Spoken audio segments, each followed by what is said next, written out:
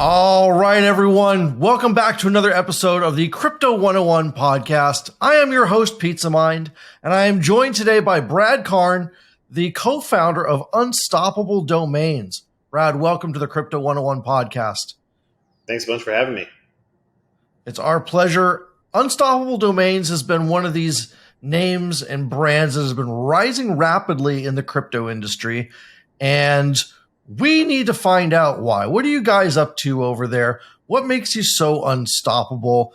Give us the origin story. That's how we like to start off a lot of these podcasts. What were you doing when you and your co-founder Matthew came up with the idea for Unstoppable Domains, and what really makes it special? Sure. So I guess I'll start from what I think is the beginning. We both moved to San Francisco end of 2012, early 2013, and at that time, Bitcoin was around, but it was a very, very small little niche community. We moved into this co-living building, this hacker house called 20 Mission, where a bunch of early Bitcoiners lived. And there were Bitcoin meetups going back to 2012. There were there was a Bitcoin media channel running in 2013. An exchange was launched before Coinbase. Vitalik gave a talk in the courtyard before Ethereum went live. Pretty much everybody was in some way, shape, or form involved in the crypto space. So we've been going to meetups, buying crypto, following along. And this problem of naming, of having identifiers on the blockchain came up pretty early. And there was an attempt going back to 2011 called Namecoin. And I think the view inside of the Bitcoin community in 2014 was there's no way this thing is going mainstream with all these crazy long addresses. So eventually we're going to have some sort of naming system because this current way is just not going to cut it. I'm not going to be able to memorize 40 characters in order to send you money. Like maybe you and I can memorize our Windows license keys, but the average person cannot. Yeah, and even then, what if we mess up? What if we mess up and I send $1 million to the wrong place? So I think the thing to keep in mind is that this was a default assumption in the crypto community, that this problem is there, needs to be fixed. Eventually, it's going to be fixed in some way, not really sure how or when. And so fast forward to 2016, 2017, when Ethereum went live and NFT apps started coming out. Matt had this idea of why don't we put identity on the blockchain and make them NFTs? And that's going to be really easy for people to hold and store. And this is initially they're going to use them for crypto payments, but the hope is that they'll use them across the internet as their identity. So that was the origin. It started with crypto people have this problem, and eventually we're going to go and try to fix it for the entire internet. So when we think of Unstoppable Domains, should we think of it like a competitor to GoDaddy, or is it something completely different that's more redirecting information to a wallet address than a website? I think it's like what happened with the phone and the smartphone. So you had a phone, it did one thing, it called people, and now you have a smartphone and it does hundreds of things, and you probably use the phone part of it 1% of the time, but you still call it a phone because that was its origin. And I think the same thing is true for domains. Like, it started out with traditional domains really just being for websites. And Web3 domains are for payments, websites, messaging. In the future, we think you're going to use them for VoIP, so you'll be able to call me to my domain name. You use them for login.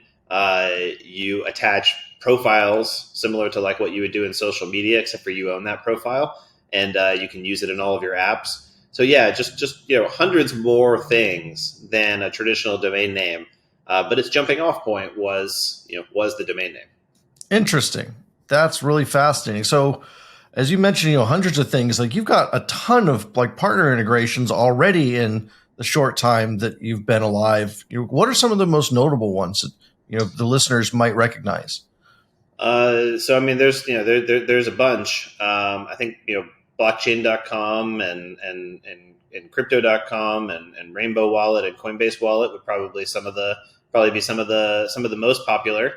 But the whole idea is that Web3 domain names by default don't work anywhere. So the hard part of this, it is difficult to write code and launch it on the blockchain. But the really hard part here is getting apps to support it. And in order for it to be useful to users, like you need it to work in basically all of the apps, all of the crypto apps that you use. You need it to work for payments, and you need it to work as a login to dApps, and you need it to work in all of these different ways in order for it to really be useful to you. So we have been focusing since day one on getting as many apps as possible to integrate with us. And I believe Unstoppable is the most widely integrated Web3 domain name system. And that was not an accident. Like we put our energy into this. We have a business development team that focuses on this. That's really what is, it's technology, plus it's getting the ecosystem to all support the same thing. That's what makes it useful. And traditional domain names don't really have this problem because they came to some sort of an agreement relatively early on in their history, and then all browsers would just kind of default all read from the same server, the same set of data, and that hasn't happened here yet. Yeah, what do you think makes a lot of the ecosystem want to accept you versus previous iterations of similar ideas? Like you said, Namecoin in the past. Why did they fail, and you guys are being so successful? So, I mean, one really big thing is just the underlying technology, which, smart contract blockchains, they just make everything so much easier for us as app builders and for apps to integrate. So there has become, there's a consensus now where there are, Ethereum and other smart contract platforms are widely adopted inside of apps. And that's actually where Unstoppable focuses. So Unstoppable was on Ethereum, and now we're on Polygon. And the reason why we were on those technologies is because they're widely adopted by apps. Like, to us, that is the critical piece. And I hear so many conversations in crypto about all sorts of brilliant technologies that may actually, be technically better, but they didn't figure out how to get apps to support them, and therefore they didn't wind up being as useful or as relevant. So this is just a reminder for the entire crypto industry. There's two pieces to this. There's building great technology, and there's getting people to use it. And just going back in time, when Ethereum was going live, 2015, 2016, 2017, Vitalik was on a plane every week convincing people to use Ethereum. It's not like he just threw that out there and all of a sudden, it just took off. Like, that was hustled into existence. And I think that's the same thing we're trying to do. I think that's a great point to really hammer home, is that the best tech doesn't always win, because even in software, it's still a people industry. And you have to make these networking connections, and you have to make people want to work with you and work with what you're building. I think a great example of that is just Microsoft Windows. By pretty much no metric is Windows the best operating system. It never has been in terms of resource management, ease of coding. I mean, it could go on and on and on. But Microsoft made those connections with computer builders. So it came in preloaded with everything. Linux is probably the best operating system out there, or some flavor of it.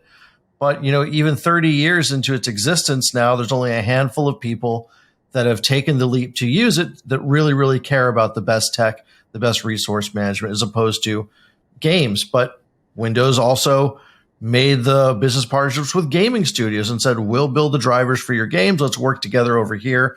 And they took the market share of basically the entire world, not because they were the best, but because they had the best biz dev.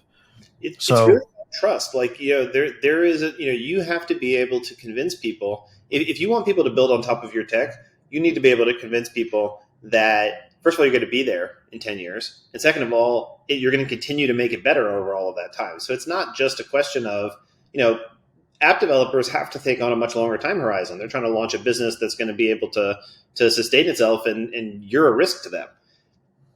Yeah, so, absolutely.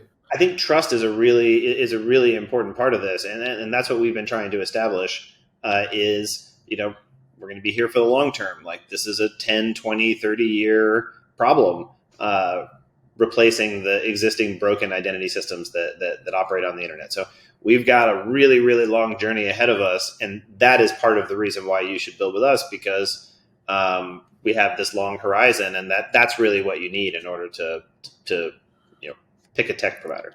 And in this industry where so many founders are looking for a 3 to 5 year exit, that sounds almost unfathomable. But you actually have a working business model, which is unlike most other things in the space. Like, you guys have made 80 million in sales since 2019. Earlier, you guys just reached $1 billion valuation. So congratulations on that. That is an incredible milestone. What was the hardest part from getting from zero to that point? Yeah, well, you mentioned something which I think I take great pride in, which is that there is no token model for Unstoppable. We have a product that is Web3 domain names; they're NFTs, and users see value in them and they pay for them, and I think that is part of what taking a long-term view looks like. And so much of what we see in crypto is launch a token, goes up in value. Everyone gets, retirement and, buys their, their fancy second home. And that's really kind of it. Like the incentive is not there to play for the long term. It's to kind of see if somebody else will take up the mantle. I think is kind of the idea. Like, maybe the community will pick up the slack here and make this happen. But I think that doesn't work for apps. Like, you need developers and biz dev and operations and all these things to make it function. But you were also asking about how things got going. We really we did some early things with podcasters and YouTubers and stuff like that to get the word out, which I think was really important when no one's heard of you. The thing that really has been driving growth, though, is integrations with apps. And so we started out just with crypto wallets, just with the use case for crypto payments. This is 2019 and early 2020. And we said, okay, we need to get into as many wallets as possible because that's what's going to make the domain names useful. And then when we started talking to wallets, we realized, hey, this is where all of our users are. And we have something that is kind of nice to offer them, which is we want our users to go to your app. Like, we want to send our users to you because that's where you actually use the domains. You don't really use them at unstoppabledomains.com. You just buy them and configure them. But when you want to go to use them, you're almost always in a third-party app. And so we just realized that we can tell the story of why domains are important to their users, and that's actually the best way to grow. And so we are just heavily focused on this. Every time we launch with a crypto app, we try to do education. We try to make it really easy for those users to be able to claim domains. Like, right now in blockchain.com, you can, every one of their users who KYCs can claim a free .blockchain domain, for example. Super easy, right inside the UI. So stuff like that to make it. That's what works. That's where the crypto users are, and it's also where it makes the most sense, because like you're using the app, you understand why you would want a name. So that's just the most logical place to do it. Does every user need to do KYC in order to get a domain name? It's just a perk that they have. You can always just buy a domain name. This is to get a free domain name, and this is so you don't cheat. So it's just one domain for one user. That's a rule. No, that makes sense. Yeah, but you can always just you don't need a KYC to buy a domain name. You can just buy a domain name. There's so much backlash going on right now against centralized figures, whether they're companies, governments. I mean, pretty much anyone. I mean, I'm just waiting for, the Girl Scouts to get attacked next. Everyone wants companies to convert into a DAO that can be community managed for one reason or another. I don't think that always makes sense. Can you envision a world where you could see dissolving your corporation and having Unstoppable Domains be governed by a DAO? Or does that just not make sense for your business? I think there is a perfect version of democracy and governance that may take over in the world, and that could lead to very good things for humanity. I have not seen any of that so far in the current DAOs that I see. So that has not been invented yet, but I think it would be pretty cool. What we see right now are people setting aside like treasuries and then having a group of people vote on it and then having a token that everybody gets to pump up for some reason that has really nothing to do with the task of distributing funds to help an ecosystem grow. So I see ulterior motive in a lot of what's happening with DAOs today that don't do really any of the things that you just mentioned that would be great for humanity. So I think long answer is, I could see new types of governance. I don't know exactly what those would look like, but no one has figured out how to replace the corporation in terms of making humans coordinate towards a singular goal yet. So a few hundred years. Do you think it just comes down to human laziness, that they don't do what they're supposed to do unless they have to? Partially, yeah. I mean, it's all an incentive problem. And, the idea that several hundred people who are loosely affiliated with something are going to figure out how to drive it forward, it's kind of the opposite of what you experience inside of startups. Like in general, what you experience inside of startups is you've got, one or two kind of crazy visionary people who are just obsessed with this particular problem, and for whatever reason, they just spend every waking hour of their day trying to make that happen. And they're able to inspire other people to come along with them, maybe not quite at the same intensity, but able to come along with them. And that tends to be what has driven innovation in startups and broadly in entrepreneurship. And the DAO is kind of throwing out just a completely opposite set of incentives, and I don't see them get a lot done, and I don't see them. I don't know. There are obviously successful consensus models at low numbers. So you've got some startups that have a culture of everybody gets to weigh in, every member of leadership gets to weigh in, every member of a team gets to weigh in, but those numbers are typically sub 10 people. And so I think there are some numbers where we've seen it work into the dozens or into the hundreds. I just don't think we've seen that work yet. And I think it would be cool. I think it would be, I really liked I know it failed, but I really liked the concept of the Constitution DAO, not the token for the Constitution DAO. I didn't understand why that existed, but I did throw some money in for the Constitution DAO because I thought that was cool. That felt like a sort of like a nonprofit use case, like we can all contribute to this thing and coordinate together. But the idea that there was some profit to be gained there, I think would be a little bit confusing. That felt more like a nonprofit endeavor. So I would like to see more nonprofit type DAO endeavors. I think that probably would fit a bit better than like launch a startup as a DAO. I think that's like kind of one of the worst use. I mean, that does not feel like the fertile ground for DAOs. I would start with nonprofits. That's probably a better way to say it. I think that's really, really good insight. Like the discussion of Web3 is really like one of the hottest topics in the industry, but it really focuses more on like the application layer of the internet, making a decentralized YouTube, making a decentralized corporation like a DAO, like we were just talking about.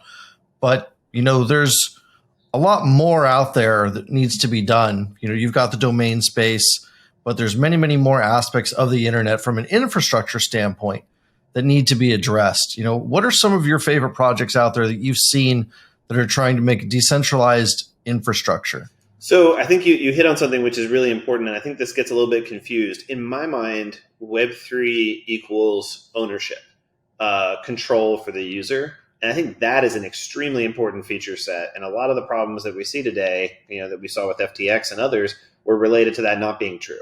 And so with a Web3 domain name, for example, you always have the option to custody it, own it, control it yourself with your own keys. That's really important. I think a lot of the way that decentralized finance works, like I love, Compound and Curve and several others, like you have figured out a way to put a collateralized loan entirely on the blockchain, where it's essentially trustless. I think the same thing is true with Uniswap. I think the same thing is true with OpenSea, being able to trade NFTs. So I love all of those concepts, and I think they all come back to this one idea of Web3 equaling ownership. I think that what we've injected into our world is Web3 also equals I have a token I pump all the time for some reason. And I feel like that is just a completely unnecessary thing that has been introduced into what are just wonderful, really, really powerful technology breakthroughs across all those areas I just mentioned. So I think we've gotten ourselves a little bit distracted by the token pumping, where the infrastructure that we need for a Web3 user-owned world is being built at a rapid pace across all these different areas, and it's been really amazing to see. But I mean, the two biggest themes would be DeFi and all types of NFTs. Yeah, in my travels across the world this year, I've gone to 4 different continents just to see what's really happening in this bear market compared to previous ones. And other than prices and, whale pumping being down, everything else is up in terms of attendees, quality of attendees, money that new people coming into the space have to invest, their quality of thought of what they want to invest in has improved greatly. Developer code commits is up like crazy. There's more building going on in the space now than even in 2021 when prices were flying like crazy. I think it's even better to be a builder these days because there's a lot less noise and you can simply focus on the future. What is your strategy going into a bear market like this where it may extend out several years before you're going to see a big rush of cash again? That's the joke is that when prices are super high, everyone starts hanging out on yachts. Everyone stops coding, and this is I think maybe my third crypto bear I think that I've witnessed. So I've seen this cycle multiple times. The same thing happens every time. Everybody actually stops working during the bull market. They continue marketing and they continue doing certain things, but the fundamentals, it's hard because you're essentially like you're inundated with customers, and the same thing happened with us in 2021. Like we couldn't make as many real improvements to our tech because we were just trying to keep things functioning when we had this massive influx of users all at once. And so the same thing happens to pretty much everybody in the crypto space. And when you go back down, it's easier to focus on building for the long term, which is great. We love that. And the other thing is it's easier to do real partnerships. Like in the 2021 days, you get your name in the press with the name of some other company, and that's enough to drive attention and users for both. So like the substance of what people are focusing users on, the quality of those things goes way up. Like everybody, I want to just drive value to my users rather than, this is, I don't want to say a stunt, but this is a thing that will, get me 10,000 new users real fast or something. So it's way better building out a partnership network in a down market than in an up market. And also apps are just distracted. Like they have the same problem I was just talking about, which is I'm inundated with new users. I don't have time to integrate a new Web3 identity system because my store is breaking. My regular business is just actually breaking right now because there's too many users. And then things slow down and all of a sudden I say to myself, okay, what's really important? And so we launched in January of 2019. I think when we launched, ETH was like $150 or something like that. It was a very, very low point for the industry, and it was great. Everybody was there for the right reasons. Everybody really cared about what was happening, and I think that's how that's part of how we were able to build a really passionate community because there wasn't somebody else saying, "Hey, I can make you 10x in a month if you do if you play with this NFT animal collection or whatever." So yeah, bear markets are better in a lot of ways, and I personally find myself feeling better in the bear market than in the bull market. In the bull market, I feel like everyone's going crazy and everyone's focusing on silly stuff. So I'm actually very uncomfortable during that period of time. And when things go back to closer to fundamentals, I feel better, and I also feel like it means that there's fewer scams, there's fewer bad actors in those times as well. So, yeah, I would definitely agree with that. One of the big wake up calls we had was Hetzner this year announcing they don't want anything to do with crypto and blockchain. One of the biggest data centers in the world basically just cut off thousands of developers and users And they said, you can't even have a trading bot on here. Like, we don't want anything to do with crypto.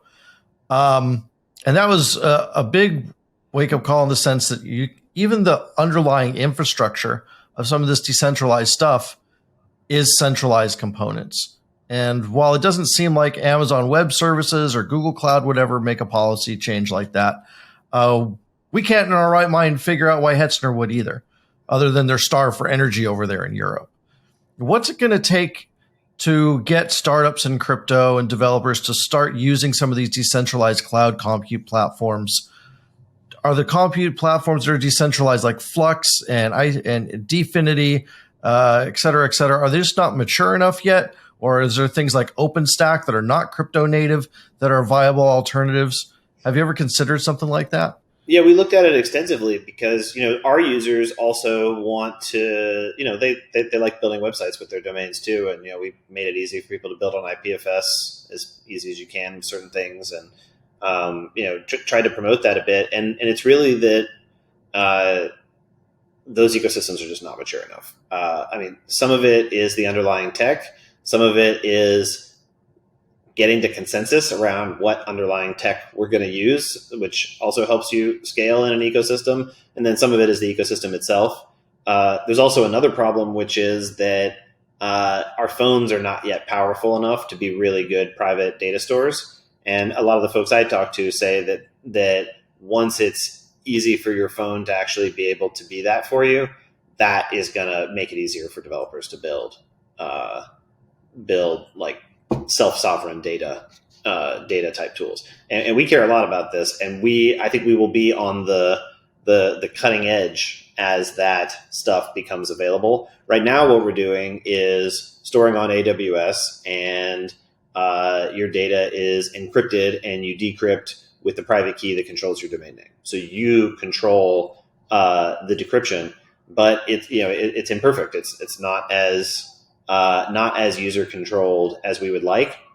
We're going to be enabling ways for you to do the kind of like full user controlled if you can manage it. But the people that can manage that are going to be developers, essentially. They're not going to be regular users because it's going to be too complicated. So long answer. I'm hopeful we're going to get there. I think we're several years away. But we're seeing a glimpse of the future now with some of the tools that you mentioned. So I think we know what it looks like enough to know that we really want it, but we're not quite there yet. Got it. But we're definitely on the way. We do have a somewhat mature ecosystem for file storage and IPFS.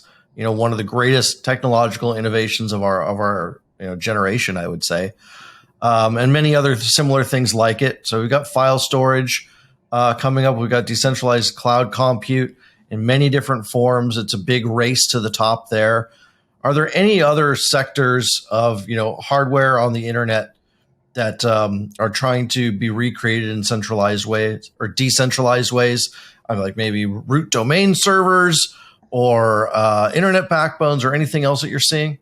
Yeah, well, I think we're getting close to part of it, which is that you can rely on the blockchain to figure out where to go and find content. So you can you can use the domain name to store a record and point to content and really any storage network that you'd like. So that, I think, is a piece of it. I think people are looking at wireless as another area. I'm optimistic about Starlink. I think that's starting to go in the right direction, but not all the way there, of course. And then I think the hardware is another really big area, and we haven't seen a ton of innovation there. Every now and then we hear Apple say that they're going to do a better job on encryption. I think we just heard something pretty recently saying that they're going to encrypt all your all your files on iCloud. So we need to obviously wait and see how that winds up turning out, but that's a good sign. But that market is just not innovating at the rate, there's just not that many players. So, Solana built a phone. I think that's a sign that there's been multiple crypto phones before that. So I think people are aware. Ledger is actually becoming closer and closer to a phone. I don't know if you saw their latest. It looks amazing. It looks awesome. I already. Speaking of which, they hired the original iPod designer to come build that for them. It's awesome. Is why. Yeah, it's awesome. And like a special purpose, that's basically like a special purpose, 1 to 3 app phone, at a certain Yeah. point, getting closer to that. And that's awesome. So I think those are the little hints that the world is giving us around hardware. So I'm probably, I'm reasonably optimistic about hardware. I think wireless tends to be pretty regulated, so I think that one has been tougher. Yeah, I guess that makes sense. What are some of the trends that you're seeing behind the scenes that you think are going to take a big hold in 2023? Ooh, it's hard to predict, but I do think that identity is kind of peaking. I think that identity on the blockchain is one of those very. I think it was.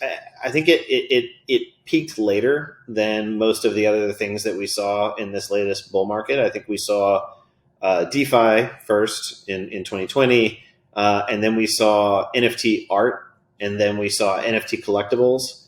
There's a couple other trends in there, so apologies to any good friends who I might have left out there. And now we're starting to see a lot of the messaging stuff, which uses identifiers and a lot of profile development, decentralized profiles, all the things that you would think of to be generally in the identity category. So I think that stuff really started peaking in 2022. And I think that because of that, we're going to see a lot of really cool stuff coming out in 2023. I mean, we're obviously building a bunch in that area, but I think you're going to start to see a lot of different things popping up. And not as an endorsement, but just as a mention for us to continue to do our own research. Who are some of the leading projects that you've noticed that we should pay attention to? Besides yourself, of course.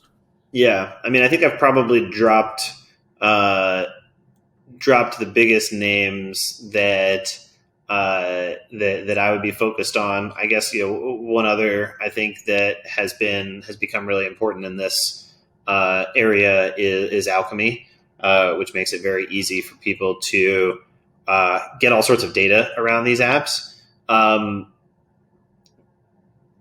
Everybody else is super early. So that's why I'm saying this is a 2023 wave. So I'm not ready to name folks because I think everybody needs to deliver. I mean, I can think of 10 companies I've seen who I'm optimistic about, but I think they need to do it first. Fair. That's a fair answer. Yeah, and I'll tell you what I'm looking for. One of the things I'm looking for is all of this really cool targeting around crypto users. So I know that you're a DeFi whale, and I know this or that other thing about you. Maybe I know some things about your Twitter profile, and therefore I'm able to give you access to special products or put products in front of you that you're going to like. And it's your data, you control it. It's better than traditional advertising. And I think when you get recommendations that are awesome, you're happy. Like, the reason why ads suck is because they're bad. Like, I get shown all weird stuff that I don't want all the time, and 5% of it maybe is interesting. And that's why ads are bad, beyond being creepy. If I control my data and they were good, and I use ad as a term very loosely, what I think you're going to do is we have these profiles that we've been building up on crypto networks, and that will allow us to be able to discover better products and get better services, and et cetera. Yeah, I think it really is just the creepiness of the ads these days that are really a turnoff, even more than the ads themselves. For instance, on Instagram, I'm always getting this ad for fur-resistant bed sheets. And this is a great product that I need. I'm like, how do they know? But I mean, I don't post pictures of my cat all over my Instagram for them to know that, I have a cat. So how are they figuring this out? Are they listening to my conversations as I'm yelling at my cat? I have no idea. Somebody bought your purchase history, most likely. And this is one of the biggest leaks, is through like the credit cards or the credit agencies or other financial institutions. So if they just see that, you bought cat litter, once a month or whatever, then, they got you. And it's crazy that stuff is legally allowed to be sold all over the place. And we see things like 1,000 times a day per person your data gets sold, something like that. So it's just a crazy thing. And first of all, that is, a violation of our privacy. And second of all, they're stealing wealth from us, because what happens in a Web3 world is, if I control my data and I decide what happens with it, I'm the one that profits instead of all those ad providers. And I'm going to profit in terms of things like I'm expecting we'll see in 2023, which is, if I'm a more valuable user, I get some special offer, I get some special product, I get some special service, and that's me capturing the value instead of that ad company. So I think that's another really big piece of it. And because the products are free, all these products that are ad supported are free, we don't see how much money they're stealing from us. That is a very difficult. It's almost like hard to even calculate unless you look at their profits. If you look at their profits, then it's going to get a guess.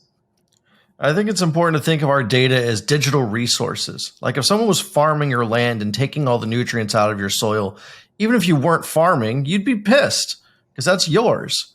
And I don't think we've got the same amount of awareness or outrage of what's being done to our digital resources, because like you said, we haven't seen the number. We are the serfs on the internet. We don't own anything. We are just the workers for no profit. It is a crazy state to find ourselves in, and it doesn't sound at all like the internet that we thought we were signing up for back in the 90s. So I think we really got off track, and I think that's the hope for Web3 and for identity on the blockchain is to get us back. Yeah, well said. Well, before we let you go, is there any questions I should have asked you but I didn't? Probably just what we've been up to most recently, and I think probably the thing that I would suggest folks check out is stuff around your digital profiles. So after you get your domain name, there's all sorts of other stuff you can do. You can attach various information to your domain. There is a contact method that doesn't expose your email to various providers. So when you log in with your domain name into dApps, they can give you certain information without you having to expose any of your data. So I would go and play around with that. You can also show a whole bunch of different badges. So you can show essentially like that you're a DeFi degen, and that how many of this type of NFT you own, et cetera. So it's kind of a way to show your crypto reputation.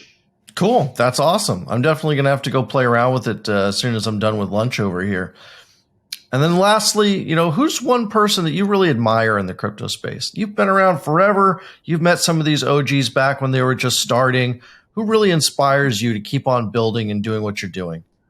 There's a lot of people that I think that I think have participated in a lot of different ways. So I'll give an answer of somebody who I think has been very consistent, and that's Pomp. And I think the thing that is, and he and I disagree on all sorts of things, but I think the thing that's very unique about him is his consistency and moral compass, given everything that's going on. And I don't hear a lot of self-reflection in crypto world when things go in the wrong direction, when things get too speculative. I feel like we're just kind of like making the same mistakes over and over again. And I don't hear a lot of people, call it out. And, he's one that does. And I appreciate that. I think that helps keep me sober and keep me focused. And I wish that there was more of that. I wish that, there was more reflection on, what causes all these crazy bubbles and, who profited from it, and can we ask them to not do that next time? That sort of thing. Great answer. Anthony Pompliano, one of the good guys in this space, another great podcaster as well. You'll have to check out the Pomp podcast. But that's it for now here at Crypto 101. Brad, thank you so much for spending the last 40 minutes with us. Where can people reach out and follow you for more of your thoughts and insights? Yeah, so the best place is at Unstoppable Web on Twitter. That's the best place to hear what's going on and kind of hear how we're thinking about identity and things. And then, of course, please check out unstoppabledomains.com and see how it all works. It's always easier to understand if you're playing with it than if you're just hearing about it. Absolutely. I've learned best hands-on. I'm sure many of our listeners do too. So we're all going to go check out Unstoppable Domains. And that's all for today. We'll see you at the same time next week.